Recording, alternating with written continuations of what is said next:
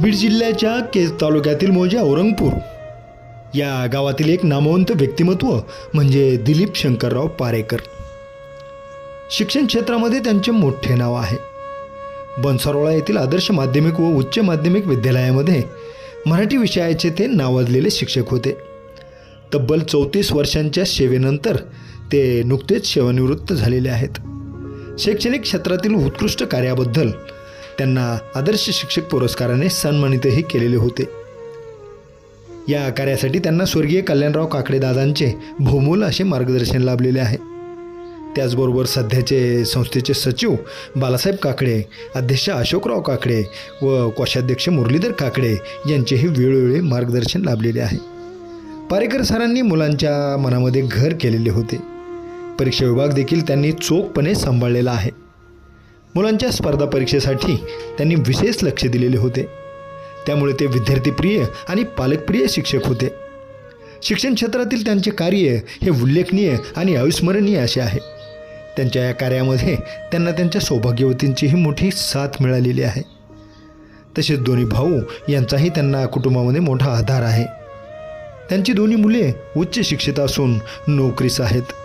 आईवडिलांचे संस्कार त्यांना यशस्वी होण्यासाठी कामी आलेले आहेत, म्हणून त्यांनी शिक्षण क्षेत्रामध्ये आपला वेगळा ठसा उमटवलेला आहे।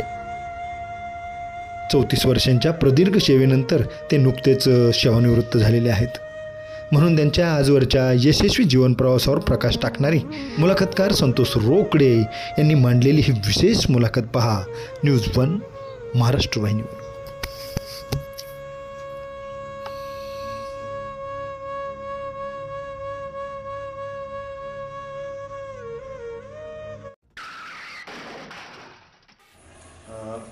माझं नाव दिलीप शंकरराव पारेकर, राहणारा औरंगपूर तालुका केज जिल्हा बीड।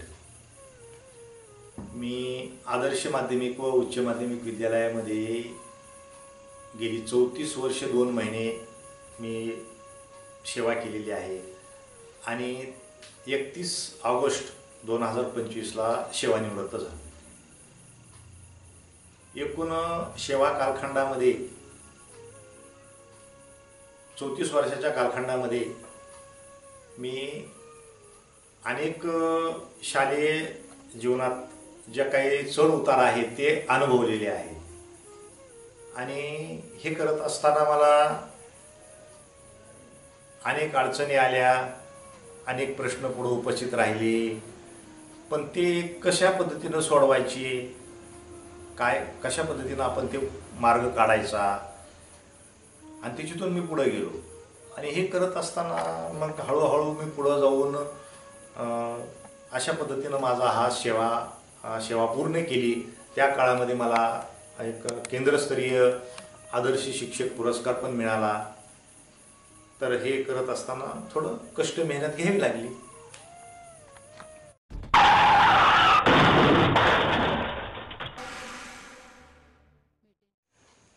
आयुष्य फार सुंदर आहे, जगता आलं पाहिजे फक्त। आणि मुळामध्ये आपण आपल्याकडे थोडं पाहिलं पाहिजे। आपण आपल्याकडे पाहत असताना एक लक्षात येतं की मी कसा आहे। मग लोकांचं काय असतं, ज्याला जसं वाटेल तसा तो माझ्याबद्दल विचार करतो। मुळामध्ये असा मी कसा मी जसा मी तसा मी। कारण मी कसा आहे हे कोणी सांगण्यापेक्षा सुद्धा मला माहीत आहे मी काय करतो, कारण माझं अंतर्मन नेहमी मला सांगतं की मला काय करायचे। अगदी शिक्षकाच्या जर भाषेमध्ये जर बोलायचं म्हटलं तर शिक्षक काय असतो, तर जिथं वाद नाही संवाद असतो, प्रश्न नाही तर उत्तर असतं, हिंसा नाही क्षमा असते, हाव नाही समाधान आहे, भीती नाही आधार आहे। मला असं वाटतं की ज्या वेळेला एक शिक्षक याप्रमाणे वागतो त्यावेळेला निश्चितपणे अनेक विद्यार्थ्यांच्या आयुष्यामध्ये उजेड येतो। कारण शिक्षक म्हणजे शिस्तप्रिय, कर्तव्यदक्ष आणि क्षमाशील। आज मुलाखतनामा या कार्यक्रमात आपण भेटणार आहोत आदर्श गुरुजींना।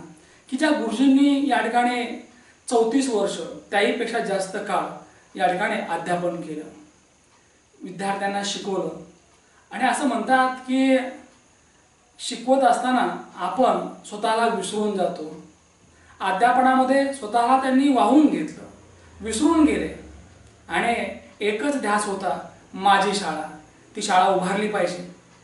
जर अगदी सुरुवातीचे दिवस गुरुजींचे आठवले तर कोणालाही असं वाटत नव्हतं की ही शाळा उभी राहील, ही शाळा चांगली चालेल. परंतु असं म्हणतात की गुरुजीमध्ये जर विश्वास असेल तर निश्चितपणे काही होऊ शकतं. अशक्य असणाऱ्या गोष्टी शक्य होतात आणि तेच झालं. मी बोलतोय केज तालुक्यातील बनसोडा या गावाबद्दल. या गावामध्ये आदर्श माध्यमिक व उच्च माध्यमिक विद्यालयाची इमारत आज मोठ्या दिमाखात उभी आहे. परंतु ही इमारत उभी करत असताना ज्या ज्या लोकांनी कष्ट केले त्यातलं एक गुणी व्यक्तिमत्व सन्माननीय दिलीपजी पारेकर सर हे माझ्या समोर आहेत. आज ते सेवानिवृत्त झालेत, परंतु या सेवानिवृत्तीच्या उंबरठ्यावर या क्षणाला त्यांची मुलाखत मांडत असताना आज जे दिसते त्याहीपेक्षा जे नव्हतं ते अधिक मांडायला आवडेल. खरं तर सर, मुलाखतनामा या महाराष्ट्रातील लोकप्रिय कार्यक्रमात तुमचं स्वागत. सुरुवात करूया आज तिथूनच, अगदी गावाकडनंच, नाही का. निश्चितपणे आज आयुष्य वेगळं आहे, सगळ्याच गोष्टी आहेत, परंतु आम्हाला ऐकायचं आहे की या मुलाखतीच्या माध्यमातून गुरुजी घडले कसे. कारण बनसोडा या मोठ्या गावापासून अगदी हाकेच्या अंतरावर असलेलं एक छोटं गाव ते म्हणजे औरंगपूर, नाही का. तर औरंगपूर या गावामध्ये तुमचं जे पारेकर कुटुंब आहे, हे या कुटुंबाबद्दल काय सांगाल? तसं पाहिलं तर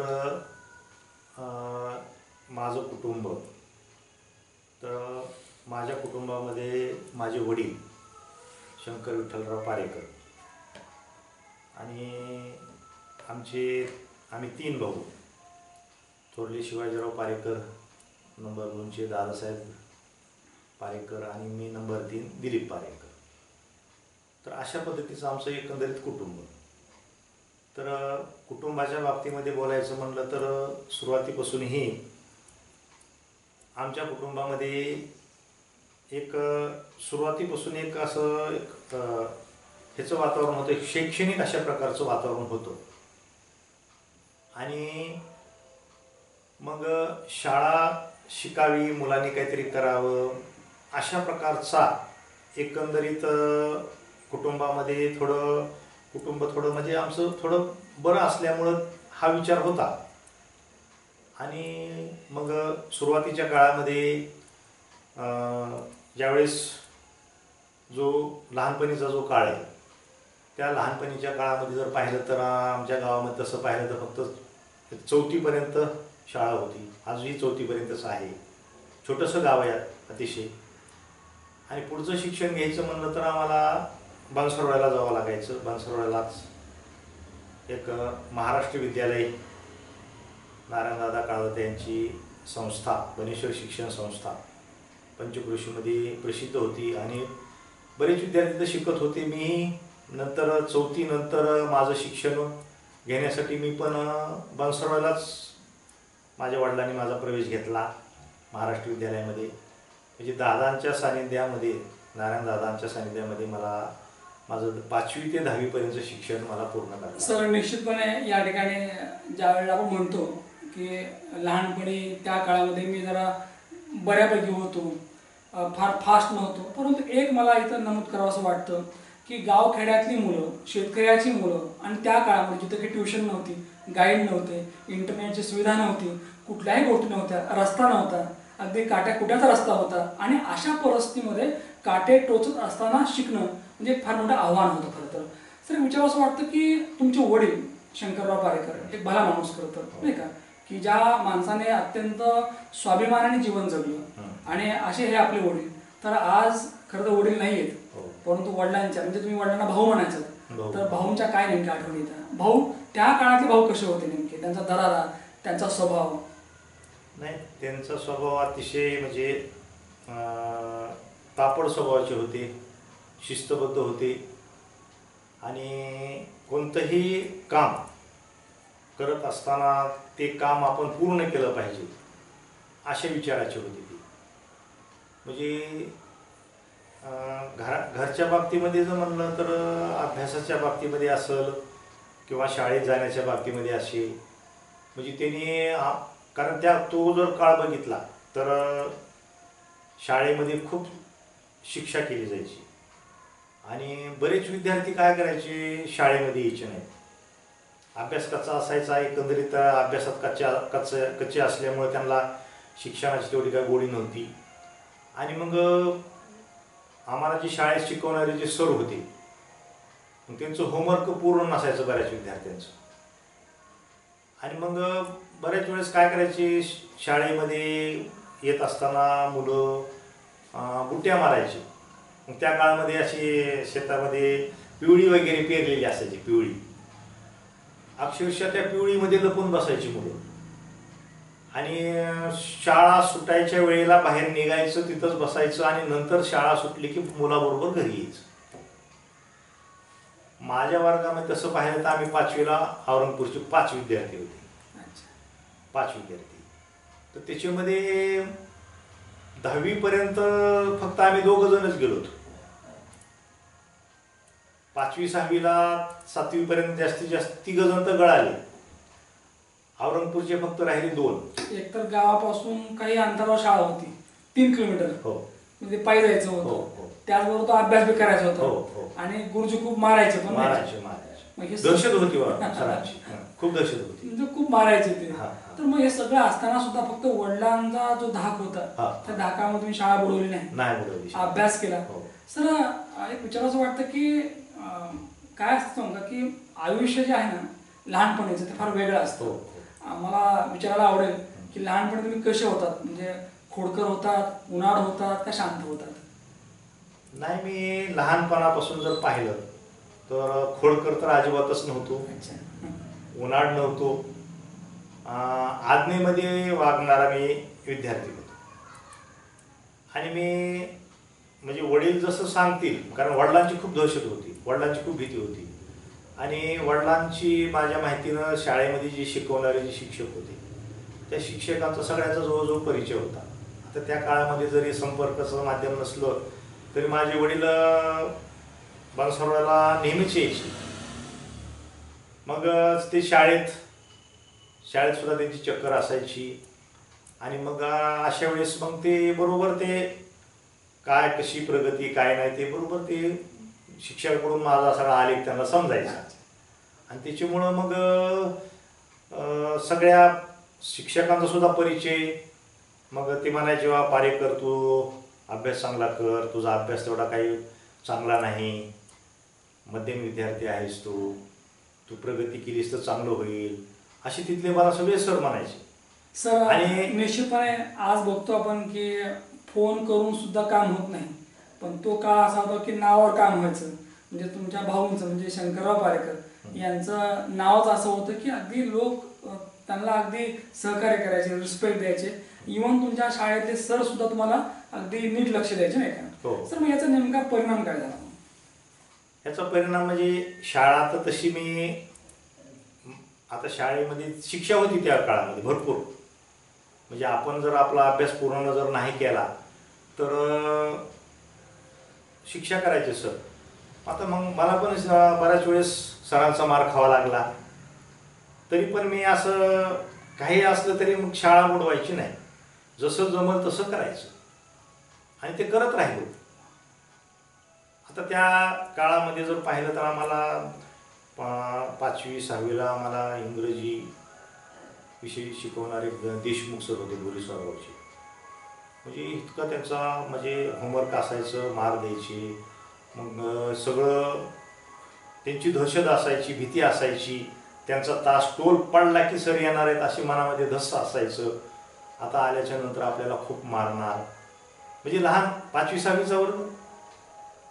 आणि जसं जसं मी पुढच्या वर्गाला जाऊ लागलो तसं ही भीती हळूहळू कमी झाली. आणि मी मात्र शाळा नियमित करत राहिलो. शाळा शक्यतो बुडवायची नाही आणि हळूहळू प्रगती होत राहिली. म्हणजे समस्या होत्या, म्हणजे शाळेत जायचं कसं हा मोठा प्रश्न होता, नाही का? अगदी पावसाळ्याचे दिवस असतील. पावसाळ्याच्या दिवसात तर अशी परिस्थिती होती की म्हणजे त्या काळामध्ये तर आज जसं विद्यार्थ्यांना सगळ्या सुविधा आहेत, स्कूल बसची सुविधा आहे, रस्ते आहेत, जाण्या येण्याची काही कुठलंच अडचण नाही. तो काळ म्हणजे अतिशय म्हणजे सगळी दुरावस्थाच. रस्ता जर बघितला तर पाननीचा रस्ता, पांदन, आणि त्या पाननीच्या रस्त्यामध्ये नुसता चिखल असायचा, काटेकुटे असायचे, काटेकुटे ओरबडायचे, पायात काटे मोडायचे आणि अशा चिखलामध्ये जावं लागायचं. चप्पल बूट चालायचं नाही अक्षरशः. सगळे पाय आमचे पार ह्याच्यापर्यंत पिंडीपर्यंत भरलेले असायचे. आणि शाळेमध्ये आल्याच्या नंतर शाळेच्या बाजूलाच एक तिथं आड आहे, महाराष्ट्र विद्यालयाच्या बाजूला, तिथं जायचं. तिथं पुन्हा मग त्या आडाचं पाणी काढायचं, शिरून काढायचं आम्ही त्या राटानं, पाय धुवायचे आणि पाय धुवून पुन्हा नंतर वर्गात जायचं. प्रसंगी पायामध्ये काटे टोचले पण हातामध्ये धरला पेन सुटला नाही, नाही का? तेवढं ते केलं. मात्र पायामध्ये काटे तर काय आठवड्याला म्हणजे रोजच पायामध्ये काटे मोडलेले असायचे. सर, लहानपणी शाळेत असताना खास करून म्हणजे कुठले कुठले गुरुजी होते, तुम्हाला कोणते गुरुजी जास्त आवडायचे, तुमच्या आवडीचे विषय कुठले होते? तसं पाहिलं तर आम्हाला शाळेमध्ये शिकवणारे जे गुरुजी होते ते पहिली आमची 5वीला गेल्याच्या नंतर कदम गुरुजी. आता कदम गुरुजींचा माझा परिचय, जसं माझ्या कुटुंबाचा चांगला परिचय होता, त्याच्यामुळं ते बारीक सारीक लक्ष त्यांचं असायचं. ते मला असं बोलत असताना म्हणजे माझ्या घराचा परिचय असल्यामुळे, माझ्या कुटुंबाचा परिचय असल्यामुळं आणि सगळे नाते गोते असल्यामुळं ते मला पाऱ्या म्हणायचे. ती पारेकर कधी म्हणायचे नाही, तू अभ्यास कर, तुला अजून अभ्यास करावा लागतोय. म्हणजे सुरुवातीला मग आमचे डी पी पालकर सर, त्यांना आम्ही आता ते बप्पा त्यांना म्हणतात, तर ते होते आम्हाला शिकवायला. ते चांगल्या पद्धतीनं भूगोल शिकवायचे. त्याच्यानंतर आम्हाला देशमुख सरांचा तुम्ही उल्लेख मागा केलाच. आणि महत्त्वाचं म्हणजे पुढं जसं जसं मी पुढं जाऊ लागलो तसं तसं आम्हाला आपल्या संस्थेची, म्हणजे मी ज्या शाळेमध्ये शिकलो, म्हणजे ज्या शाळेमध्ये मी माझी सर्व्हिस पूर्ण केली, त्या संस्थेचे सचिव कल्याणरावजी काकडे दादा हे सुद्धा आम्हाला शिकवायला होते. ते पण माझे गुरु होते आणि ते आम्हाला गणित, इतिहास, भूगोल हे विषय शिकवायचे. ते सुद्धा खूप छान विषय शिकवायचे. ते सुद्धा खूप शिस्तबद्ध होते आणि विद्यार्थ्यांवर खूप दहशत होती त्यांची. तुमचा सगळ्यात जास्त आवडीचा विषय कुठला होता? माझा तसं पाहिलं तर पहिल्यापासूनही मला आवडीचा विषय माझा हा मराठीच विषय. मराठी खूप छान शिकवता, अगदी शब्दावर प्रभुत्व आहे, नाही का? आणि मला असं वाटतं की ज्यात आपली आवड आहे, ज्यात आपला इंटरेस्ट आहे, तोच विषय आपला पुन्हा आयुष्याचा एक अविभाज्य भाग होतो. खरं तर सर, शाळेमध्ये असताना तुम्ही उल्लेख केला की कुठले कुठले गुरुजी आवडायचे, अगदी त्या गुरुजींची आपण नावं घेतली, त्यांच्यामुळे तुम्ही कसे घडलात हे सांगितलं. परंतु शाळेतलं आणखी एक विश्व असतं, ते म्हणजे मित्रांचं असतं. तर मित्रामधले पारेकर सर कसे होते नेमके? नाही, अजून एक सांगतो तुम्हाला अजून सराबद्दल, की तसं पाहिलं तर हे खालच्या वर्गाच्या सरांचा उल्लेख मी केला. नंतर मी ज्यावेळेस 9वी 10वीला गेलो, पुढं 9वी आणि 10वीला पुढे गेल्याच्या नंतर मला जे डी पालकर सर, जे की माझे सासरे, आणि ते मला 9वी अ वर्ग शिक्षक होते. आता विज्ञान विषय ते अतिशय उत्कृष्ट शिकवायचे. आता सगळ्यांनाच माहीत आहे त्यांच्याबद्दल, मी जास्त बोलावं असं. आता ते जरी माझे सासरे असले तरी मी, कारण सगळ्यांनाच माहिती आहे की ते अतिशय म्हणजे शिस्तबद्ध होते. त्यांनी विज्ञान विषयी विद्यार्थ्यांना त्यांनी पुस्तक कधी हातामध्ये घेतलं नाही आणि शिकवत असताना सुंदर अशा प्रकारची फिगर काढून सगळं व्यवस्थितपणे विद्यार्थ्यांना फिगर काढायला लावायचे, म्हणजे आकृती, आणि ती सगळी तयारी करूनच घ्यायची, पाठांतर करून घ्यायची, रिव्हिजन घ्यायची आणि विद्यार्थ्याची तयारी झाल्याच्या नंतरच त्याला पुढे जाऊ द्यायची. आणि हा झाला विज्ञान विषयाबद्दल. नंतर दुसरे गणित विषयाबद्दल जे माने सर होते, माने सर. आता माझा गणित विषय तसं पाहिलं तर मला खूप अवघड जायचा गणित विषय. आणि मग गणित विषयाची भीती खरं तर माने सरांनी घालवली माझी. मी ज्यावेळेस 10वीला होतो, मग 10वीला असताना 9वीपर्यंत मी येणं जाणंच करत होतो असंच औरंगाबाद. पण 10वीला आल्याच्या नंतर दादा म्हणले तुम्ही अरे इथंच राहा म्हणले, चिखलाच कुठं जाता, येणं जाण्यामध्ये अभ्यास होत नाही. आणि विशेष म्हणजे 10वीपर्यंत ही मी ज्यावेळेस 10वीला होतो तोपर्यंत ही आमच्या गावामध्ये माझ्या माहितीनं लाईट नव्हती, लाईटची व्यवस्था नव्हती. सिंगल फेज आता ही लाईटच नव्हती, घरगुती लाईट माझ्या माहितीनं माझी 10वीला असतानाच लाईटचं कनेक्शन म्हणजे लाईटची व्यवस्था 83ला झाली आमच्या गावात. आणि मग दादा म्हणायचे तुम्ही अरे इथंच काही थोडं थांबा, इथंच ह्याच्यामध्ये वाटलं तर बोर्डिंगमध्ये थांबा, अभ्यास इथंच करा. मग मी ठरवलं बाबा चला आपण इथंच थांबू. आणि मग माने सर तिथं शाळेमध्ये थांबायचं, संध्याकाळच्या 10 वाजेपर्यंत विद्यार्थ्याचा अभ्यास घ्यायची. पुन्हा गणित विषय आणि इंग्रजी विषयाला मी ट्युशन लावलं त्यावेळेस 10वीला असताना. आणि मग गणित विषयाचं ट्युशन ही माने सरांकडे होतं आणि इंग्रजी विषयाचं मठपती सर, हे दोघं जण ट्युशन घ्यायचे. इकडे शिक्षक कॉलनी आहे दवाखान्याकडं, नुकतीच घरं झालेली होती शिक्षकांची, तिथं ट्युशन घेतली जायची. आम्ही तिथं ट्युशनला जायचो.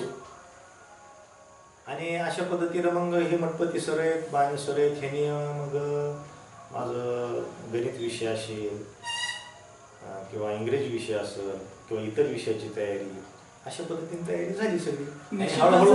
हळूहळू म्हणजे घेतली करून घ्यायला गुरुजी होते, करून घ्यायला अध्यापन करायचं. कारण त्या काळामध्ये एवढं म्हणजे असं विद्यार्थी काही म्हणजे शिक्षणाचं ग्रामीण भागामध्ये तसं पाहिलं तर थोडं हे नव्हतं. तरी पण काही शिकणं जे विद्यार्थी होते, अभ्यास करणारे विद्यार्थी, त्यांचा मला संपर्क तिथे मिळाला ना थोडा. त्यांच्या संपर्कामुळं मला म्हणजे अभ्यासाची प्रेरणा मिळाली आणि अभ्यास करत करत मग. सर हे झालं 10वीपर्यंत प्रवास. मला दुसरी बाजू ऐकायची ती म्हणजे तुमच्या मित्रांमध्ये, कारण ते विश्व वेगळं असतं नाही का, कारण तिथं हेवा देवा नसतो नाही का. आणि मला असं वाटतं की आजच्या प्रमाणे त्या काळात स्पर्धा पण नव्हती, कोण किती मार्क घेते ते. त्यावेळेला फक्त एकच होतं की आपण एकमेकांना चांगलं बोलायचं. तर मित्रांमधलं विश्व कसं होतं तुमचं? तसं पाहिलं तर माझे मित्र त्या काळामध्ये 9वी 10वीचा जर काळ बघितला तर मित्रांचं म्हणजे मला मित्राकडून भरपूर प्रेरणा मिळाली. आणि माझ्या 83ची जी बॅच आहे माझी 83च्या बॅचमध्ये जवळजवळ 6 विद्यार्थी त्या काळामध्ये मेरिटमध्ये येतात. आणि ते म्हणजे अतिशय म्हणजे माझी जी बॅच होती तिच्यातले खूप हुशार विद्यार्थी होते आणि हुशार विद्यार्थ्यांच्या सानिध्यात मला राहायला मिळालं. आणि ज्यावेळेस मी बनसोडला शाळेमध्ये राहत होतो, एक 4-5 महिने राहिलो मी तिथं दादांच्या सानिध्यामध्ये. मग आम्हाला दादांनी त्यांच्या ऑफिसच्या बाजूला एक रूम दिली होती आणि 10वीचे जिथं हुशार विद्यार्थी, त्या हुशार विद्यार्थ्याच्या जिथं त्यांना रूम दिली होती त्याच रूममध्ये मला ठेवलं. आणि मग असे देशमाने म्हणून एक विद्यार्थी होता, ठोंबरे उंदरीचा, नंतर भागवत क्षीरसागर म्हणून आपला आहे अजून, तो माझ्या माहितीला MIT कॉलेज छत्रपती संभाजीनगरला ते प्राचार्य म्हणून आहेत. म्हणजे असे हुशार विद्यार्थी त्यांच्या सानिध्यामध्ये राहिले आणि त्यांनी मला बरंच सहकार्य केलं. जे काही माझ्या अडचणी असायच्या त्यांचं मला खरंच सहकार्य मिळालं. सर निश्चितपणे या सगळ्या आठवणी खरं मला थोडंसं गावाकडे जायचं तुमच्या, कारण काय असतं की तुम्ही कुठेही गेलात शेवटी गावाकडे यावं लागतं नाही का. औरंगपूर या गावामध्ये जे बालपण गेलं, मला मुद्दाम ऐकायचे की त्या काळातला जो माहोल होता तसं तर आजही दिवाळी आहे, आजही दसरा आहे, आजही पोळा आहे, आजही महालक्ष्मी आहेत, ही सगळी सण आजही आहेत. परंतु तुमच्या काळातली सण जरा वेगळी होती. मी यासाठी म्हटलं की त्या काळामध्ये खायला काही भरपूर नव्हतं पण प्रेम खूप होतं, लोक वाट बघायचे सणांची. तर त्या काळातला सणांचा जो माहोल होता त्या काही तुमच्या आठवणी सांगा. तसं पाहिलं तर माझं लहानपण खूप मजेत गेलेलं आहे. आता माझं कुटुंब जर पाहिलं तर तसं सदन कुटुंब, माझे वडील, माझे चुलते, आता भरपूर जमीन, नंतर घरी भरपूर त्या काळामध्ये शेतामधला जो काही बैल बारदाना, माझ्या माहितीने त्यावेळेस आमच्याकडे 8 बैल होते आणि गाई म्हशी तर भरपूर 10-12 म्हशी असतील, 10-20 गाई असतील. एकूणच काय ते गोकुळ होतं. हा सगळं गोकुळच होतं आणि मोठा छानपैकी बांधलेला वाडा होता. त्या वाड्यामध्ये आम्ही राहायचो आणि सगळ्या गोष्टी मुबलक होत्या. खाण्यापिण्याच्या बाबतीमध्ये कुठली अडचण नव्हती. अगर कुठलं काही म्हणजे लहानपणापासून काही कुठले चटके असे अनुभवावे लागले असा विषय लहानपणी आम्हाला वडिलांच्या ह्याच्यामध्ये काही आम्हाला जाणवलेला नाही. आणि कारण त्या काळामध्ये सगळ्या गोष्टी भरपूर होत्या. मी आता उल्लेख केला सणांचा, तर मला ते सांगा त्या काळात तुमचे सण कसे होते नेमकी, म्हणजे सण तुम्ही जे साजरे करायचा ती साजरी करण्याची पद्धत कशी होती नेमकी, आणि तुम्हाला आवडला सण कोणता जो आजही आवडतो खरं तर? आता सण सगळे, आता दिवाळीचा सण हा जर पाहिला तर तो सण खूप वेगळ्या पद्धतीनं, आता तो काळ जर पाहिला तर एक वेगळाच माहोल होता. आकाशकंदील, आता आकाशकंदीलाचं एक तुम्हाला मी सांगतो, लाईट नव्हती. मी लहान असताना लाईट नव्हती, तर आकाशकंदीला माझ्या माहितीनं आमच्या घरी आकाशकंदील असायचा, छान मोठा आकाशकंदील. तर ते आकाशकंदीला तयार केलेला जुन्या पद्धतीचा आकाशकंदील, त्याच्यामध्ये मध्ये लाईट नसल्यामुळं मध्ये एक चिमणी ठेवण्याची, एक चिमणी, तर त्याच्यामध्ये एक चिमणी ठेवायची, म्हणजे ते रॉकेलवर जळणारी. हा, रॉकेलवर जळणारी चिमणी.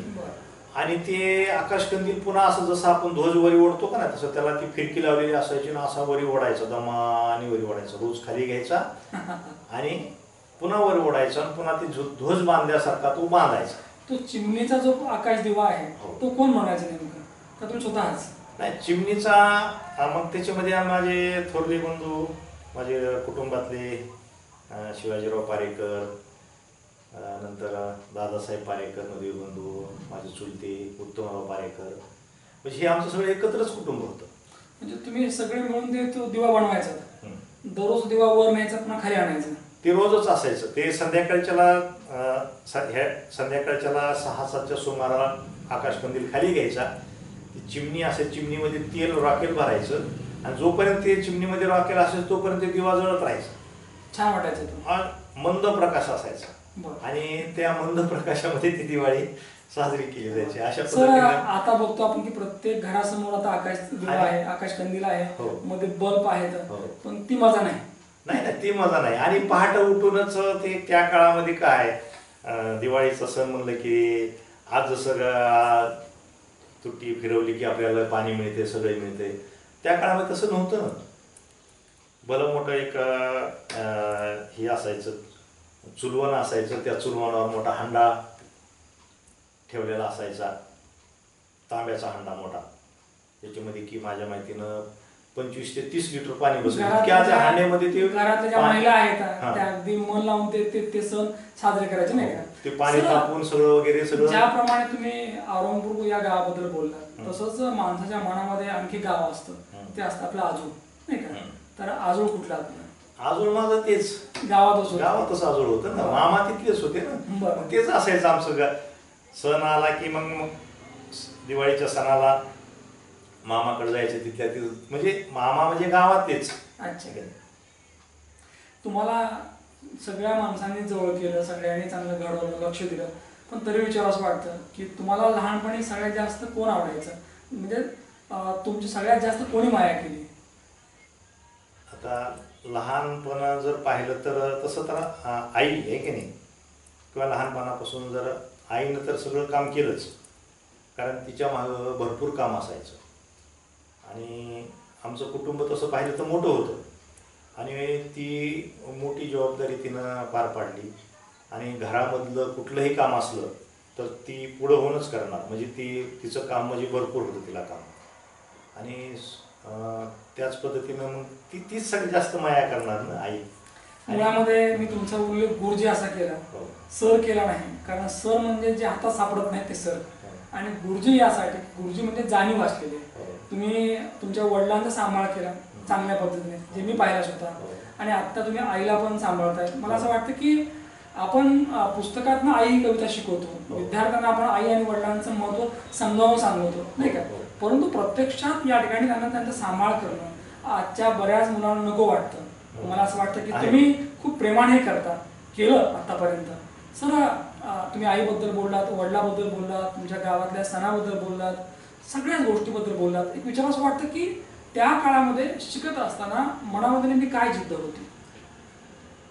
शिकत असताना मला जिद्द होती की बाबा मला ग्रॅज्युएशन पूर्ण करायचं. ग्रॅज्युएशन पूर्ण करून काहीतरी, ग्रॅज्युएशन पूर्ण केल्याच्या नंतर मनामध्ये मी ठरवलं की मला ग्रॅज्युएशन पूर्ण करायचे आणि पुढं शिक्षक व्हायचं, ही माझ्या मनामध्ये तशी सुप्त इच्छा होती. आपल्याला पुढं काहीतरी करायचे, शेतामध्ये आपल्याला थांबायचं नाही, नोकरी करायची, असं वेगळ्याच माझ्या मनामध्ये पहिल्यापासूनच होतं ते. सर, निश्चितपणे तुमच्या मनामध्ये जी काही चाहूल सुरू असते ना, त्यानुसारच आपली पावलं त्या दिशेने चाललेली असतात. कारण काय आपण स्वप्न पाहतो त्यानुसार आपण पुढे जातो. तुम्हाला त्यावेळेला वाटायचं की आपल्याला या ठिकाणी शिक्षक व्हायचे, आणि मला असं वाटतं तुम्ही शिक्षक झालात, परंतु फक्त शिक्षक नाही तर शिक्षक कसा असावा याचं मूर्तिमंत उदाहरण आपण आहात. सर, तुम्ही मग उल्लेख केला की काही शिक्षण म्हणजे प्राथमिक गावात झालं, माध्यमिक बनसोड या ठिकाणी झालं, पण त्यानंतर खऱ्या अर्थाने तुम्हाला दिशा भेटली अंबाजोगाई आल्यानंतर. कारण तुम्ही पहिल्यांदाच गाव सोडला, नाही का, म्हणजे खेडेगाव सोडलं आणि शहरामध्ये आलात. तर ज्या वेळेला अंबानगरीमध्ये तुम्ही दाखल झालात, तो आम्हाला दिवस सांगा की पुढील शिक्षण घ्यायचे आपल्याला, आता आपल्याला शहरात जायचं आहे, तिथली माणसे वेगळी, तिथला माहोल वेगळा, तिथल्या लोकांचे राहणीमान, बोलणं वेगळं, कपडे वेगळे, सगळ्याच गोष्टी वेगळ्या होत्या, आणि अशा या नवीन जगामध्ये तुम्ही दाखल झालात. काय त्यावेळेला भाव होते मनामध्ये?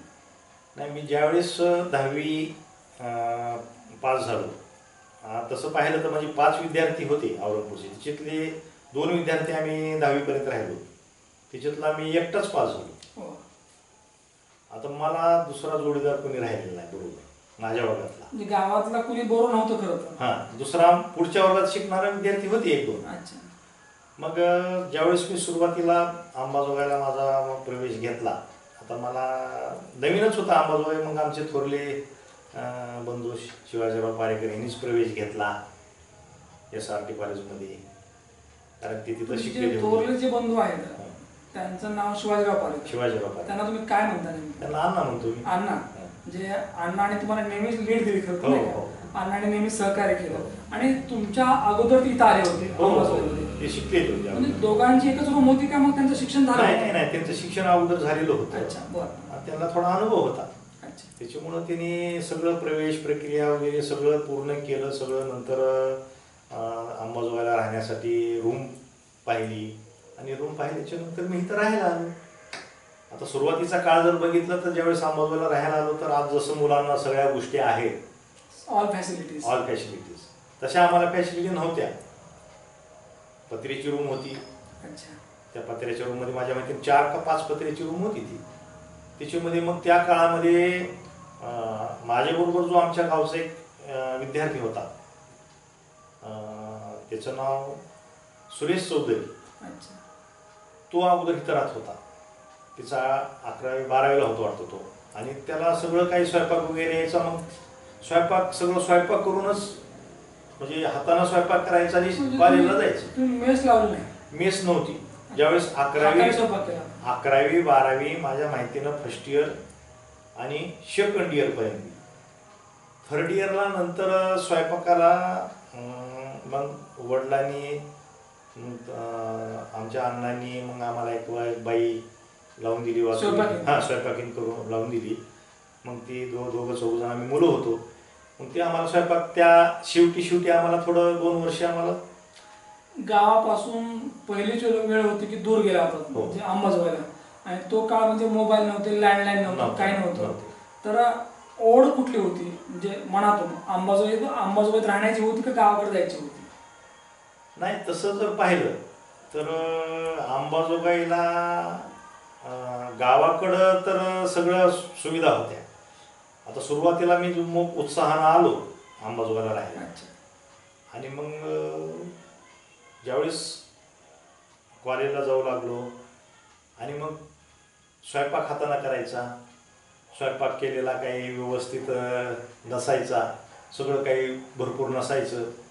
मग भूक लागलेली असायची. मग अशा वेळेस वाटायचं की म्हणजे शाळेमध्ये नको, आपलं गावाकडंच गेलेलं चांगलं. गडे आपला गाव बरा. हां, गाव बरं.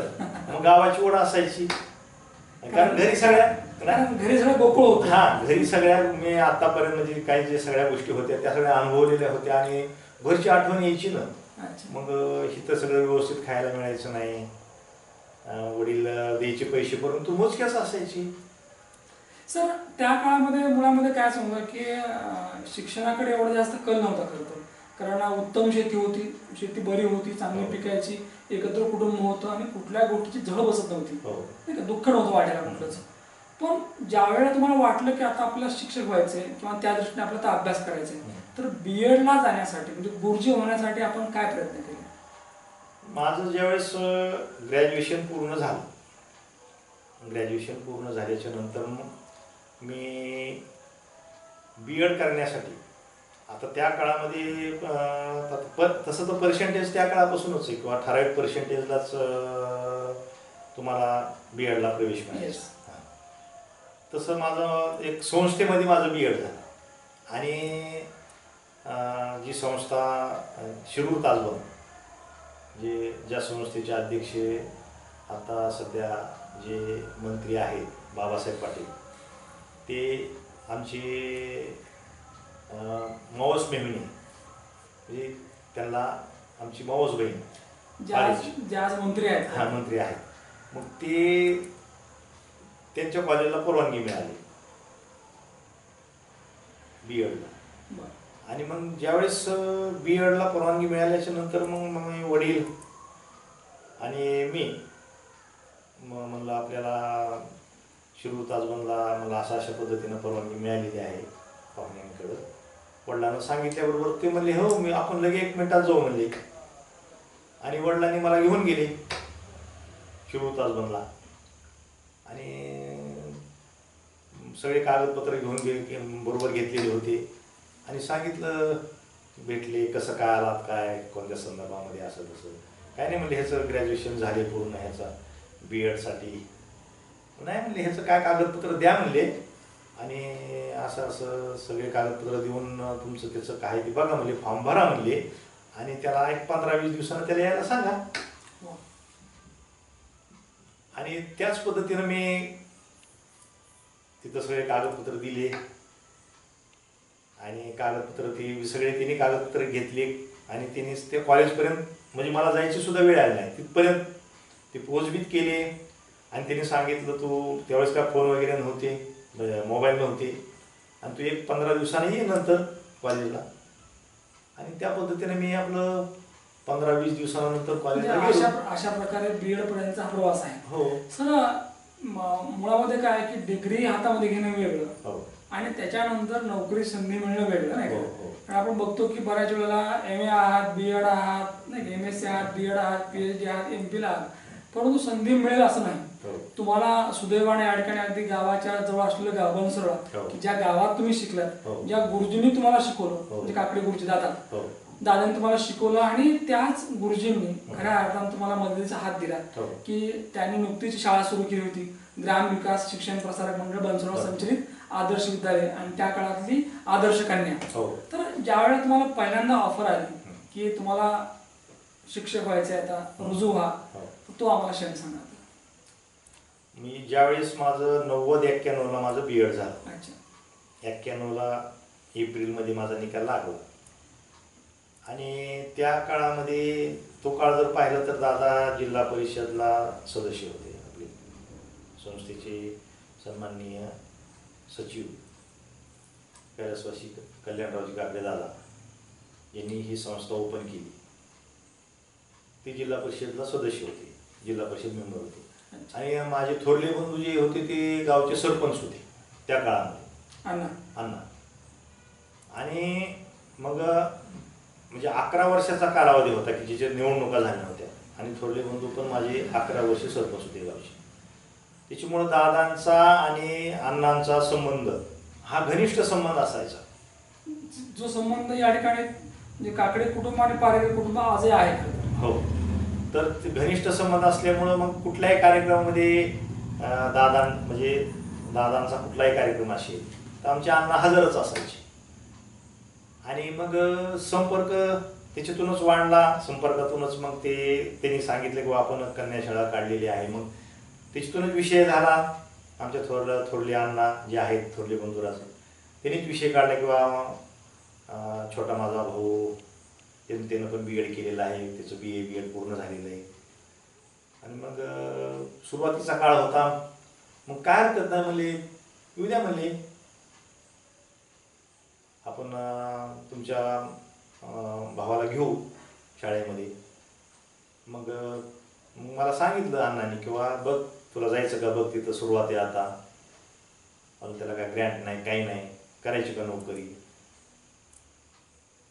मग म्हणलं मी सुरुवातीला म्हणलं काय इथं काहीच नाही, इथं कसं जायचं काय ग्रँट नाही. हां. आणि सुरुवात मग जात खरं बघ, सुरुवात तर कर म्हणले, काय हरकत आहे जायला, आपण बघू.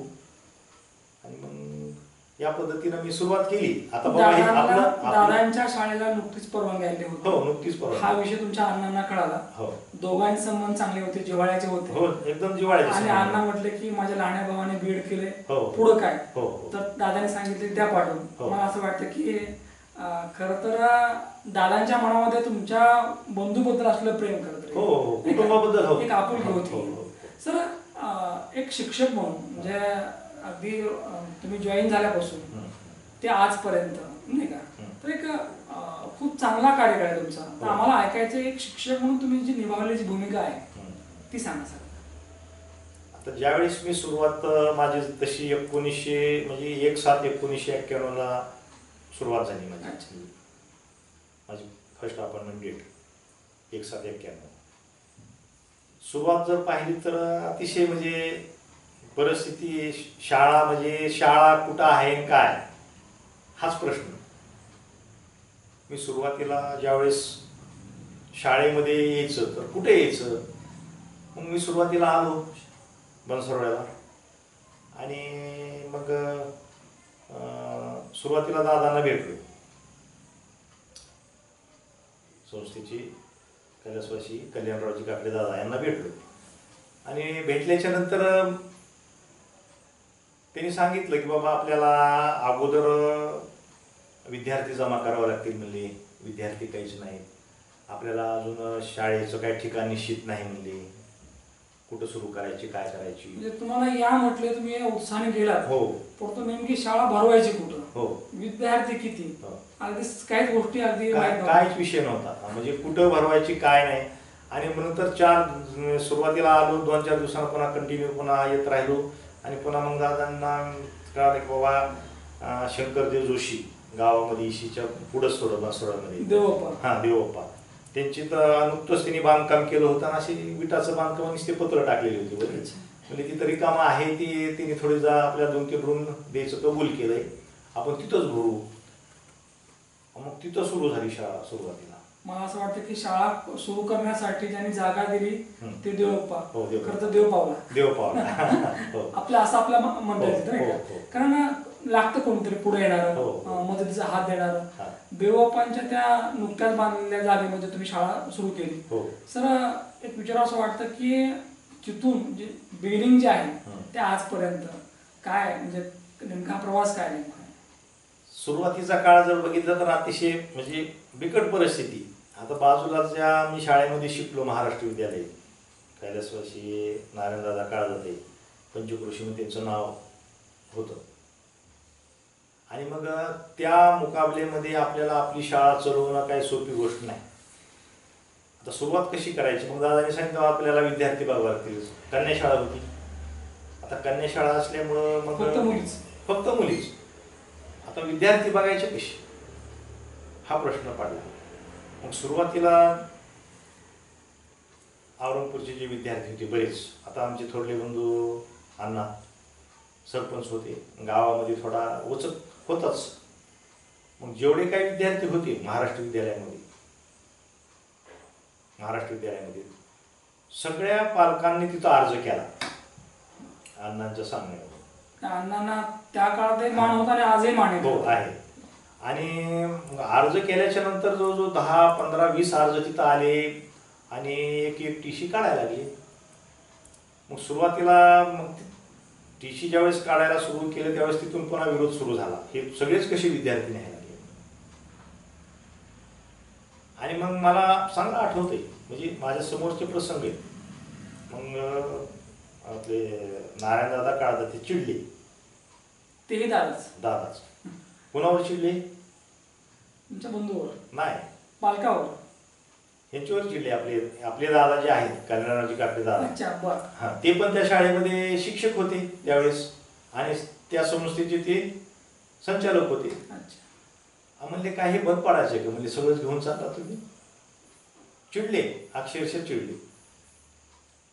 सगळे पालक टी सी मागायला लागलेत, सगळे अर्ज करायला लागलेत. 4-5 घेऊन जा, 5-7 घेऊन जा, तर सगळेच घेऊन जातात म्हणजे. मग त्याच्यातले काही विद्यार्थी पुन्हा नंतर काही विद्यार्थी त्यांनी टी सी दिले तरी मी आपल्याला, आणि काही विद्यार्थ्यांची टी सी ठेवली. अशा पद्धतीनं सुरुवातीला सगळे विद्यार्थी जमा झाले आणि हळूहळू मग शाळा सुरू झाली. सुरुवातीचं जर पाहिलं तर पाचवीला 10-15 विद्यार्थी होते आणि 9वीला फक्त 2च विद्यार्थी. पहिल्या वर्षीला 2च, आणि 2च विद्यार्थीवर आम्ही शिकवले. अजून ते 2 विद्यार्थी सुद्धा आम्हाला आठवतात. म्हणजे पहिले जे 2 विद्यार्थी आहेत ते आमच्या शाळेमध्ये ज्या विद्यार्थ्यांनी प्रवेश घेतला, एक पळसखेडचा विद्यार्थी होता आणि एक बनसोडाचा विद्यार्थी. सर, त्या काळामध्ये जेव्हा शाळा सुरू केली त्यावेळेला विद्यार्थी येत नव्हते, शाळा नवीन होती. आणि आता उल्लेख केला की 9वीला फक्त 2 विद्यार्थी होते. आज खऱ्या अर्थानं शाळा बघितल्या पण 9वीला 100 विद्यार्थी आहेत, 10वीला 125 विद्यार्थी आहेत. मला असं वाटतं की तुम्ही लोकांनी घेतलेली मेहनत आहे खरं तर, नाही का? कारण काय असतं की साधना ही अखंड असावी लागते, आणि ही साधना अखंड असेल तर त्या साधनेला फळ मिळतं खरं तर. आणि निश्चितपणे तुम्ही जे काही प्रयत्न केले तुम्ही सर्व लोकांनी, सर्व शिक्षकांनी, त्याचं फळ म्हणजे आज शाळा जरा वेगळी आहे, नावाजलेली आहे, शाळेचा निकाल वेगळा आहे. निश्चितपणे या सगळ्या मागे आपले सर्वांचे कष्ट आहेत. सर, एक विचार असं वाटतं की सुरुवात जेव्हा झाली होती तेव्हा तुम्ही साहेब होतात, आणि मुळामध्ये आजही सहकाऱ्यांच्या हृदयामध्ये साहेबच आहात. का तुम्हाला सर कोणी म्हणत नाही, साहेब म्हणतात. तर तो जो अनुभव आहे साहेब होण्याचा तो सांगा जरा. हां, तसं सुरुवातीचा काळ म्हणजे ज्यावेळेस मी सुरुवातीला जॉईन झालो तर मुख्याध्यापक म्हणून पहिले माझ्या माहितीनं 2-3 वर्षे दादा म्हणले तुम्हीच सगळं बघा, म्हणले तुम्हीच मुख्याध्यापक. आणि सुरुवातीचा काळ मग आता म्हणजे बिकटच काळ होता ना. त्या काळामध्ये सगळे नवीन होतात. आम्ही सुरुवात जर पाहिली तर त्या काळातले शिक्षक 1791ला माझी अपॉइंटमेंट डेट आणि चव्हाण मॅडम यांची पण अपॉइंटमेंट डेट एकच आहे. आम्ही दोघं एका दिवशी जॉईन झालेलो. त्या काळामध्ये काकडे मॅडम एक होत्या, नंतर गीते म्हणून होती. आता सुरुवात तसं काय आम्ही काय जास्त पटायत होतो असं नव्हतं, सुरुवातच होती. आम्हाला काही तेवढ्या गोष्टी काय जमत बी नव्हत्या. सगळं विचारूनच करावं लागायचं. कोणती बी गोष्ट करायची म्हणलं तर विचारावं लागायचं. मग दादा महाराष्ट्र विद्यालयामध्ये जा म्हणायचे, त्यांना विचारा म्हणायचे. किंवा आपले संस्थेचे कोषाध्यक्ष मुरलीधररावजी काकडे भाऊ, ती सुरुवातीच्या काळामध्ये ॲक्टिव्ह होते. म्हणजे त्यांची नेहमी चक्कर असायची. मग पत्र त्या काळामध्ये काय असे काय ऑनलाईन पत्र नव्हते, सगळे पत्र पोस्टानेच यायचे. आणि त्या काळामध्ये वांजर खेडकर म्हणून एक ही होते केंद्र प्रमुख, आणि ते सगळे काही आलं की मग ते आम्हाला सांगायचे अशा अशा पद्धतीनं करा, तशा पद्धतीनं करा. आम्हाला जसं जमत तसं करायचं. बऱ्याच चुका व्हायच्या, कुठला अनुभव नव्हता. आणि त्या अनुभवातून हळूहळू हळू शिकत राहिलो आणि हळूहळू जमत राहिलं. म्हणजे सुरुवातीचा काळ जो पाहिला तर तसं काय आम्हाला अनुभव नसल्यामुळं म्हणजे आम्ही एक सुरुवात होती, आम्ही एक करण्याची धडपड होती. मला असं वाटतं की कोशिश करणे वाले की कधी हार नाही होती, प्रयत्न करत राहतो नाही का. कारण कणा रगडिता वाळूचे तेवे गळे. आणि ज्या शाळेमध्ये आपण अध्यापन केलं त्या शाळेचं घोषवाक्यच आहे, केले आणि होत आहे रे आधी केलेच पाहिजे. निश्चितपणे आपण करून दाखवलं सर. सर एक मराठीचे शिक्षक म्हणून नाही का एक उत्कृष्टपणे आपण अध्यापन केलं, कारण त्याचे रिझल्ट आम्ही स्वतः पाहिले आहेत. तर विद्यार्थ्यांना शिकवत असताना शिकवण्याची पद्धत कशी होती, विद्यार्थ्यांमध्ये आपण कसे रमून जायचं ते सांगा. आता सुरुवातीचा काळ तर अभ्यास करूनच शिकवावा लागला आणि जसं जसं अनुभव येत गेला तसं तसं सगळं पाठांतर होऊन गेलं. तयारी करूनच जावं लागायचं, कारण सुरुवातीचा काळ म्हणजे तो काळ जर पाहिला तर म्हणजे कॉम्पिटिशनच होती ना, स्पर्धा होती. बाजूला एक नामांकित शाळा आणि त्या शाळेच्या ह्याच्यामध्ये आपल्याला स्पर्धेमध्ये उतरायचं म्हणलं तर अभ्यास करूनच पुढं जावं लागेल. मग आम्हाला ज्यावेळेस शिकवत असताना किंवा कोणतीही गोष्ट म्हणजे आम्हाला संस्थेचे जे संस्थापक सचिव कैलासवासी कल्याणरावजी काकडे दादा हे सांगायची, तयारीनिशी शिकवत जा, तयारी करूनच तुम्ही वर्गावर जात जा. तुम्हाला काही इतर जे अनुभवी शिक्षक आहेत त्या अनुभवी शिक्षकच्या तासाला वाटलं तर तुम्ही बसत जा म्हणायचे आम्हाला ऐकतच महाराष्ट्र विद्यालय. आणि बऱ्याचदा मी गेलो महाराष्ट्र विद्यालयामध्ये गेलो सुरुवातीच्या काळामध्ये की तुमच्याविषयी शिक्षक जे आहेत मग ढागारे सर होते त्यावेळेस, त्या ढागारे सरच्या तासाला मी बसायचो, मागं ऑब्झर्व करीत बसायचो की कशा पद्धतीने ते शिकवतात, म्हणजे आपण कसं शिकवलं पाहिजे, म्हणजे आपल्या नेमक्या चुका काय होतात, म्हणजे प्रयत्न करत राहिलात आम्ही आणि थोडा अभ्यास केला. अभ्यास करूनच मग सुरुवात केली. विद्यार्थ्यांना शिकवत असताना फक्त शिकवणे हा विषय नसतो, फक्त आपल्याला पाठ्यपुस्तक पूर्ण करायचं हे नसतं, तर त्याचबरोबर त्याला चांगले संस्कार देणे, चांगलं वळण लावणे नाही का. तर यासाठी आपण काय प्रयत्न केले आणि केलेले आहेत का, आम्हाला ते ऐकायचं. आता हे करत असताना शक्यतो आता मुलींची शाळा असल्यामुळं थोडं सगळ्याच गोष्टीची काळजी घ्यावी लागायची आम्हाला. आणि दादांचं सांगणं तर होतंच की बाबा मुलींची शाळा आहे, सगळ्या गोष्टी सांभाळून करा, जपून करा. आणि मग आपल्याला हे काम करत असताना अतिशय काळजीपूर्वक करावं लागायचं, कुठलीही गोष्ट आपल्याकडून चुकणार नाही म्हणजे ह्याची काळजी आम्ही सुरुवातीच्या काळामध्ये खूप खूप घेतली. आणि विद्यार्थ्याकडे आम्ही बारीक सारीक गोष्टीकडे लक्ष द्यायचो.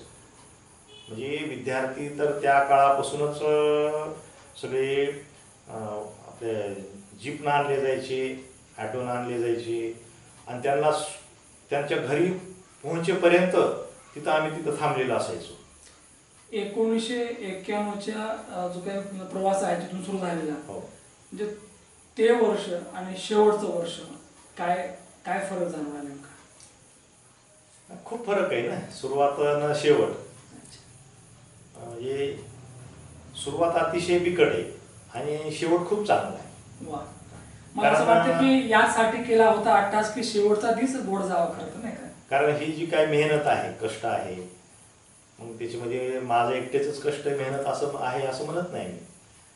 पूर्ण संस्थेचं आहे, संस्थेचे सचिव जे मार्गदर्शक कल्याणरावजी काकडे दादा यांनी केलेलं मार्गदर्शन आहे आणि जे काही सहकारी आहेत सगळेच, म्हणजे सहकार्यांनी मनातून कष्ट मेहनत घेतली, त्याच्यामुळे हे सगळं उभारलं. आणि एवढ्या कॉम्पिटिशनमध्ये हे अशी एखादी शाळा उभारणं जे की पंचक्रोशीमध्ये एखादी नावाजलेली शाळा आहे आणि त्या शाळेमध्ये त्या शाळेच्या कॉम्पिटिशनमध्ये आपली शाळा उभारणं काय सोपी गोष्ट नव्हती. ही अग्निपरीक्षा होती आमची थोडक्यामध्ये. सर प्रत्येक वेळी वर्गामध्ये जात असताना एक तुमची तयारी असायची आणि बऱ्याच वेळेला स्वतः मी ऑब्झर्व केलं आहे, कारण मी आज दोन्ही गोष्टी आज इथं प्ले करतोय, मुलाखतकार आणि तुमचा सहकारी सुद्धा. हो. तर एक सहकारी म्हणून मी जे तुम्हाला बघितलं की तुमच्या वर्गामध्ये अगदी शांतता असायची, पिन ड्रॉप सायलेंट ज्याला म्हणतो आपण. तर त्यावेळेला कदाचित मी विचारलं नाही, पण आता विचारतो, कशा प्रकारे हा वर्ग तुम्ही हँडल करायचा? कारण बऱ्याच ठिकाणी मुलं काही आगाव असायची, काही शांत असायची, कोणी असो, पण तुमच्या तासामध्ये प्रत्येक मूल हे शांत बसलं राहायचं. मी शिक्षा जास्त विद्यार्थ्याला केली नाही म्हणावं तसं. मी असं फक्त बोलूनच, तुमच्या बोलण्यात ताकद होती का? बोलूनच विद्यार्थ्यांना शांत करायचं. त्यांना आपला धाक दाखवून, अगर काही शिक्षा करून, असं काहीतरी दाबदडप करून विद्यार्थ्याला मी कधी शांत केलं नाही. वर्गात आलं की बोलायचं, आणि बोलत असताना एकदा बोलायला सुरू केलं की मग ते अगदी क्लास संपेपर्यंत त्या गोष्टी अगदी तुमच्या कंट्रोलमध्ये राहायच्या, नियंत्रणात तुम्ही ठेवलं करत होते. विद्यार्थी घडवले सर, अनेक विद्यार्थी घडले. खरं तर आज बघतो आपण की आदर्श विद्यालयाचे बरेच विद्यार्थी आज अभियंता आहेत, कुणी या ठिकाणी डॉक्टर आहेत. वेगवेगळ्या क्षेत्रामध्ये आज त्यांनी स्वतःच्या कर्तव्याचा ठसा उमटवलेला आहे. आणि ज्या वेळेला आपण चांगलं काहीतरी करतो त्यावेळेला निश्चितपणे आपलंही बरं वाटतं. सर, एक विचार असं वाटतं की तुम्हाला अध्यापनासाठी, म्हणजे उत्कृष्ट अध्यापनासाठी प्रेरणा कोणाची भेटली सतत?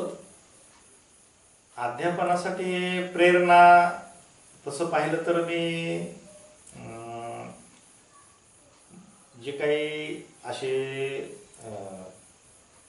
योगेश्वरीचे एक सर होते, त्यांचं एक शाळेमध्ये हे ठेवलेलं होतं, असंच उद्बोधन ठेवलं होतं. उद्बोधन असायचं, आणि उद्बोधनमध्ये 10वीच्या विद्यार्थ्याला उद्बोधन असायचं. 10वी परीक्षेच्या नंतर आपण काय केलं पाहिजे. सुरुवातीच्या काळामध्ये आम्ही थांबायचं थोडं, महाराष्ट्र विद्यालयामध्ये असायचं.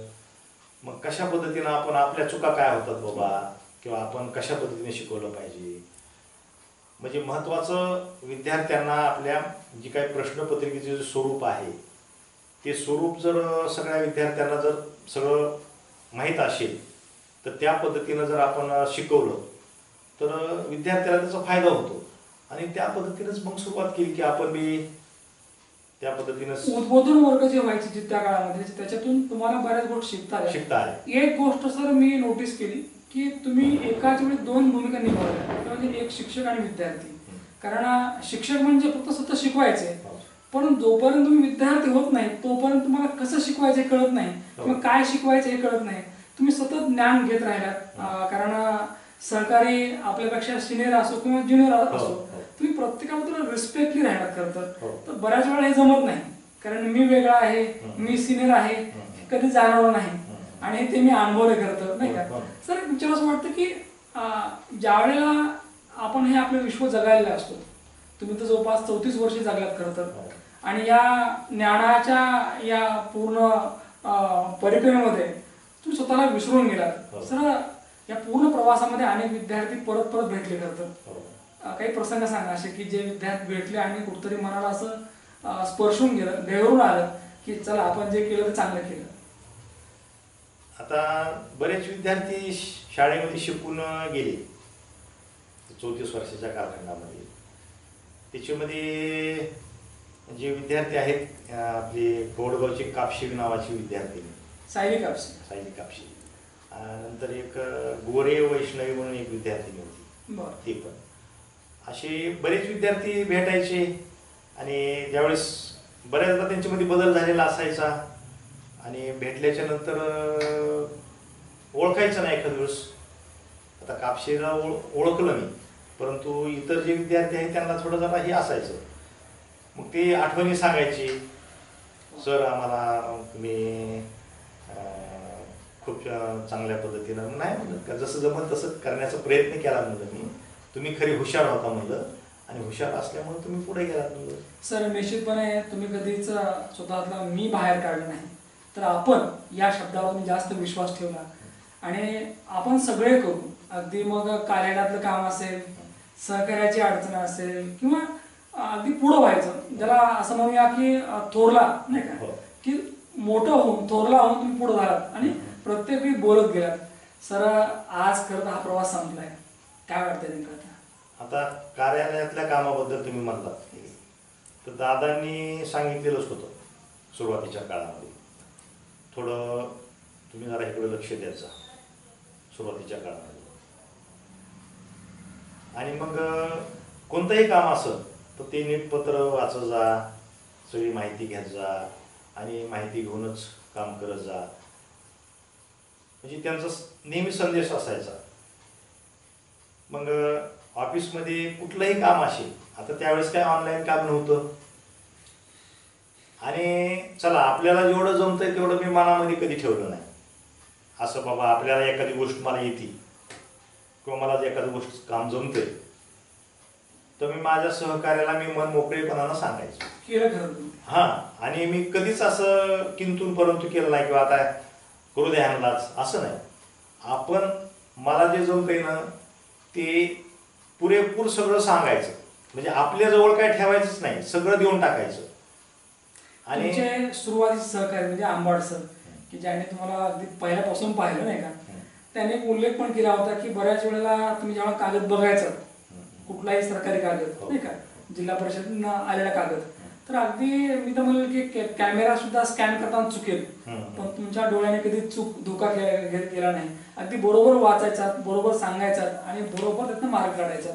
तर सर ही जे काय ऑब्झर्वेशन जे स्किल आहे किंवा जो बारकावा आहे तो हल्ली बघतो आपण की बारकावा राहायला नाही करतो नाही का, अगदी सरधोपट बघायचं, परंतु बारकावे असले पाहिजे. तर तुम्हाला काय वाटतं नेमका बारकाव्याने एखादी गोष्ट करणं, बारकाव्याने एखादी गोष्ट पाहणं, हे याचं महत्व काय नाही, आपण जर एखादी गोष्ट बारीक सारीक बघून जर लक्ष करून जर नाही केली तर त्याच्या म्हणजे अनुभव जे काय आले आम्हाला त्या गंभीर काही चुका व्हायच्या. मग त्या गंभीर चुका होऊ नये म्हणून पुन्हा आम्हाला दादा सांगायचे की बाबा एखादं पत्र आहे तर तुम्ही चव्हाण मॅडम, काळे मॅडम, तुम्ही काळजीपूर्वक वाचा आणि काळजीपूर्वक वाचूनच ते कुठलंही काम करा, त्याच्यात काही चुका होणार नाही त्याची काळजी घ्या. मला असं वाटतं की तुम्ही या चुका नाही केल्या कधीच, तुम्ही सतत या ठिकाणी प्रत्येक गोष्ट अगदी बारकाईने पाहिली. खरं तर अगदी कार्यालयातलं काम असेल, तुमचं वर्गातलं अध्यापन असेल, स्टाफ रूम मध्ये तुमचा वावर असेल किंवा दुपारच्या मधल्या सुट्टीमध्ये सगळ्यांबरोबर जेवण करणं असेल, प्रत्येक गोष्ट या ठिकाणी प्रत्येकाच्या मनामध्ये आहे की आज साहेब नाहीत आणि खरं तर पाहिजे होते. मला असं वाटतं की प्रत्येकाला कुठंतरी थांबायचं असतं. सर तुमच्या आयुष्यामध्ये जसं तुम्ही शाळेबद्दल बोलत नाही का, तसं दुसरा आणखी एक भाग म्हणजे तुमच्या अर्धांगिनी, की ज्यांनी तुम्हाला एवढा चांगला सपोर्ट केला. कारण आम्ही नेहमी बघायचो तुमचा टापटीपणा, तुमच्या कपड्यांची इस्त्री, तुमचा राहणीमान किंवा तुमचा डब्बा इव्हन सगळ्या गोष्टीमध्ये अगदी अप टू डेटपणा होता आणि याचं श्रेय जातं तुमच्या अर्धांगिनीला. तर त्यांची भूमिका काय राहिली? तसं पाहिलं तर माझं लग्न 1993ला झालं आणि घरच्या आपल्या कुटुंबाच्या बाबतीमध्ये जर बोलायचं म्हणलं तर शांत स्वभाव, प्रामाणिकपणानं सांगायचं म्हणलं तर तिचा एकदम शांत स्वभाव, म्हणजे ती असं कधी असं एखादी गोष्ट आपण जरी रागावून जरी बोललं तर ती कधी रागावून बोलणार नाही. आणि कोणतंही म्हणजे कामाच्या बाबतीमध्ये तर आता टापटीप तर आहेच. मग घरचं काम असेल किंवा मग स्वयंपाकाच्या बाबतीमध्ये असेल, कुठलंही असेल, म्हणजे सुगरण म्हणायचं थोडक्यामध्ये आहे आणि ते मान्यच मला करावं लागेल. कारण आहे आणि सगळ्या गोष्टी घरामध्ये म्हणजे माझ्याच बाबतीमध्ये नाही म्हणत मी. आणि तुम्ही वाटलं तर शहनिशा करू शकता की नाही माझ्या बाबतीमध्येच मी असं बोलत नाही, तर हे केवळ माझ्या पूर्ण कुटुंबाच्या बाबतीमध्ये बोलतो मी, की माझ्या पूर्ण कुटुंबामध्ये किंवा सगळ्यांची मनं जिंकण्याचं काम माझ्या अर्धांगिनीने केलेलं आहे. म्हणजे निश्चितच तुमच्या राहणीमानावरनं तुमच्या, कारण काय असतं की असं अर्धांगिनी चांगली असेल तर आपण चांगलं काम करू शकतो. तुम्ही जे चांगलं काम केलं, चांगलं अध्यापन केलं, उत्कृष्ट असं त्याचं श्रेय त्यांना पण जातं. सर ज्याप्रमाणे आपण त्यांच्याबद्दल बोलतो तुमच्या मिसेसबद्दल, त्याचप्रमाणे तुमची मुलंही खूप गुणी आहेत. एक इंजिनियर आहे, हो. दुसरा जॉब करतोय, आणखी दोघे जॉब करतायत. हा. सुनबाई आता तुम्हाला अगदी उच्च शिक्षित भेटल्या, तर यांच्याबद्दल काय सांगाल? मुलाबद्दल जर सांगायचं म्हटलं तर मुलं दोन्हीही म्हणजे एक अक्षय मोठा आणि छोटा अमर, दोन्ही शांतच मुलं. तिच्यात म्हटलं तर थोडा अक्षय जर पाहिलं तर म्हणजे सगळ्या गोष्टीमध्ये अतिशय शिस्तबद्ध. आता तो इंजिनियर आहे, सध्या IT मध्ये तो सर्व्हिसला आहे मुंबईला, आणि म्हणजे मन मिळावं स्वभावाचा. म्हणजे एखादी अडचण असेल तर त्याला कधी सांगायची गरजच नाही, मनानं सगळ्या गोष्टी करणार. काय आवश्यकता आहे घरामध्ये किंवा काय आपल्याला त्यांना काय लागतंय ते सगळं अगोदर मनानं करणार. म्हणजे बोलायचं जास्त नाही. आणि म्हणजे आमच्या मिसेसचा स्वभाव आणि त्याचा स्वभाव म्हणजे जवळजवळ सारखाच, बोलायचं कमी, काम जास्त करायचं. सर आता आणि छोटा जो मुलगा आहे तो छोटा थोडा तो बी शांतच आहे, आणि त्याचं पण M.Pharmacy झालेलं आहे. तो पण सध्या पुण्यामध्ये जॉब करतोय, आणि तो पण एकदम शांत, म्हणजे एकदम निर्व्यसनी. जेव्हा आपण बघतोय सध्या वातावरण कसं आहे काय, म्हणजे त्या मानानं आपण म्हणतो आपण भाग्यवान आहेत, आपले लेकरं सुद्धा मुलं खूप गुन्हे आहेत. सर मला आता त्या मुद्द्यावर बोलायचं खरं तर, की ज्याप्रमाणे आपण पतंग उडवतो आणि पतंग उडवल्यानंतर काही काळानंतर तो एका विशिष्ट ठिकाणी येऊन थांबतो, तशी मुलाखत आता येऊन थांबली खरं तर त्या शेवटच्या क्षणाला. आता सगळं थांबलंय. आता खरं तर मी यासाठी म्हटलं की आता घड्याळीकडे बघायचं नाही, आता कुठली घाई नाही, कुठली धावपळ नाही, काही शिकवायचं राहिलं नाही असं नाही. आता सगळं थांबलं, म्हणजे एक प्रवास थांबलाय खरं तर, परंतु दुसरा प्रवास सुरू झालाय. कारण थांबला तो संपला नाही का. तर सेकंड इनिंग काय नेमकी आता सेकंड इनिंग निवांत राहणे, थोडंफार गावा शेती आहे, शेतीकडे थोडं लक्ष देणे, त्याचबरोबर काही सामाजिक काही उपक्रम असतील त्या उपक्रमामध्ये सहभागी होणं, किंवा काही इतर जे काही कार्यक्रम असतील छोटे मोठे त्या कार्यक्रमामध्ये सहभागी होणं. जमलं तर थोडंफार आपल्याला जे काय जमत चांगलं काम ते इथून पुढं करायचं असं मी ठरवलेलं आहे. आणि धावपळ जास्त न करता आपलं व्यवस्थितपणे आता इथून पुढचं जीवन, कारण सगळे मुलं जे आहेत सगळे मुलंसुद्धा व्यवस्थित शिकलेले आहेत, ते पण सर्व्हिसला लागले आहेत. आणि सुनबाई पण थोडी ती पण सर्व्हिसला लागलेली आहे, ती पण काम करते. आणि सगळेच नशिबानं चांगलेच बनायचं, आपल्याला जे काय जमल तेवढं करायचं, जास्त धावपळ करायची नाही, पण थांबायचं नाही, बसायचं नाही, थोडंफार करत राहायचं. थांबणं तर आवश्यक असतंच, कारण हा नियम आहे निसर्गाचा. कारण प्रवास तर सुरू असतोच, परंतु काही ठिकाणे अशा असतात की जिथं आपल्याला थांबायचं असतं आणि जिथं आपली भूमिका बदलून जाते. म्हणून बऱ्याच वेळा असं होतं की आपण माणसांच्या जवळ असतो तरी सुद्धा आपल्याला माणसं समजत नाही. माणूस गेल्यानंतर कळतं की तो माणूस काय होता. आणि कदाचित मग पुलं जे बोलतात असा मी कसा मी जसा मी तसा मी, परंतु तुम्हाला मी किती समजलो हे मी सांगू शकत नाही, परंतु मी जसा आहे तसा खूप चांगला आहे. कारण गुरुजींच्या बाबतीत जर बोलायचं झालं तर मराठी शिकवली, आणि मराठीमधला जो मी आहे तो मी केव्हाच जवळ बाळगला नाही. तर आपण सगळे करू हा भाव त्यांचा होता. निश्चितपणे या ठिकाणी सर या ठिकाणी जगले. खरं तर मी असं म्हणेन की शाळेमध्ये आल्यानंतर त्यांनी कधी घरचा विषय काढला नाही, आणि फक्त आपले विद्यार्थी एवढंच ध्येय समोर ठेवलं. आणि म्हणून त्यांच्याबद्दल जर बोलायचं म्हटलं तर मी एवढंच सांगेल की असे आदर्श शिक्षक होणे नाही. सर तुम्हाला चांगलं आरोग्य लाभो, आणि तुमची जी सेकंड इनिंग आहे, हे जे दुसरं पर्व आहे ते सुखात जावं, चांगलं जावं, यासाठी तुम्हाला खूप खूप शुभेच्छा. निश्चितच या ठिकाणी आदर्श शिक्षक सन्माननीय पारेकर सर यांच्या जीवन कार्यावर टाकलेला प्रकाश प्रेक्षकांना आवडला असेल. परत भेटूया पुढच्या मुलाखतीमध्ये. तोपर्यंत पाहत राहा न्यूज वन महाराष्ट्र चॅनल. धन्यवाद.